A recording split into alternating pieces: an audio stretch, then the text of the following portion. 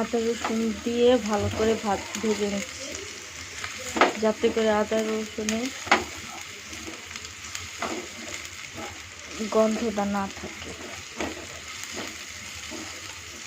এবার একটু হালকা পানি দিয়ে একে একে সব মশলাগুলো দিয়ে দিব।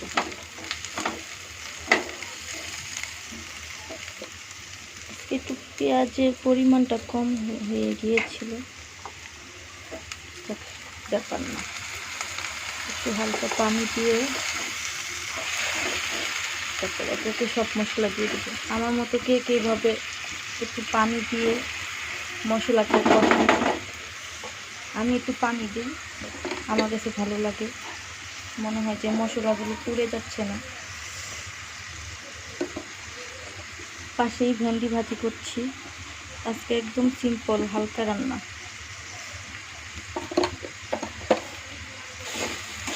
দুজন মানুষের জন্য আমার কাছে মনে হয় যে এর চেয়ে বেশি আর কিছু লাগে না।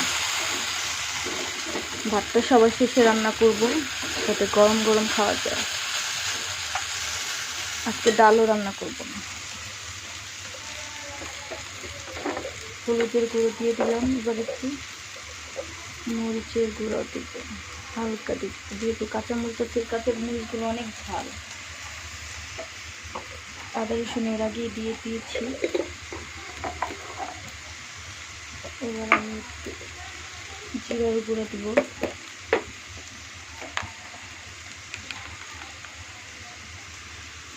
একটু জিরার গুঁড়ো দিয়ে দিলাম।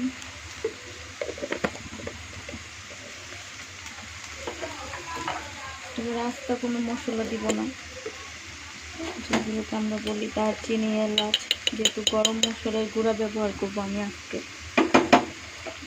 যদি দিই তাহলে দেখা গেছে কি মশলার পরিমাণটা বেশি হয়ে যায়, তাই আর আজকে বেশি মশলা বাড়ালাম না, শুধু একটু গরম মশলার গুঁড়াটা দিই। গরম মশলা, একটু গরুর মাংসের মশলা দিয়ে দিই।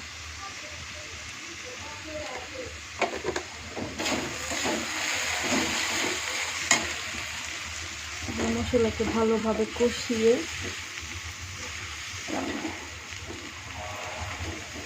আসলে মুরগির ঝোড়া মাংসতে পেঁয়াজের পরিমাণটা বেশি দিতে হয়, তাহলে ভালো লাগে, ঝুরঝুরা হয়।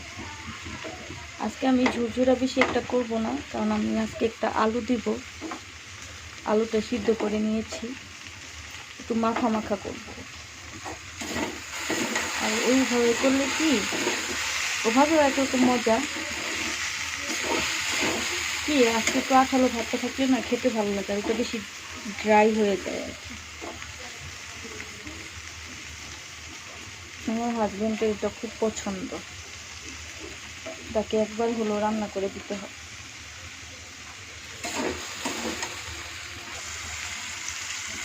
আমার মশলা কষানো হয়ে গিয়েছে, এবার আমি মাংস ঝুরি করাগুলো দিয়ে দিব। অল্প একটুই, একটা বুকের অংশ ছিল, রেখে দিয়েছিলাম, এটাকে মিশিয়ে নিব।